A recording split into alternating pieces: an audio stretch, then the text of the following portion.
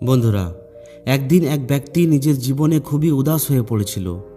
সে সবসময় নিজেই নিজেকে অনেক দোষারোপ করতে থাকতো যে কি জীবন পেয়েছি আমি, সমস্ত সমস্যা, সমস্ত দুঃখ আমাকেই ভোগ করতে হয়, সমস্ত কষ্ট আমাকেই এসে ঘিরে ফেলে। ওই ব্যক্তি একদিন এইভাবে নিজেই নিজেকে দোষারোপ করছিল যে কেমন ভাগ্য আমার, কেমন জীবন আমার। ঠিক তখনই একটি বাজ পাখি নিজের শিকারকে থাবার মধ্যে রেখে একটি গাছের ওপরে এসে বসে, আর সেখানেই নিজের ওই শিকারকে খেতে শুরু করে।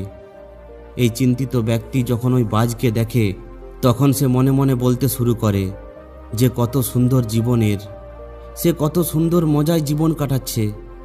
এর না তো খাওয়ার কোনো চিন্তা আছে, না তো পড়ার, না তো জীবনের কোনো চিন্তা আছে, না তো পরিবারের।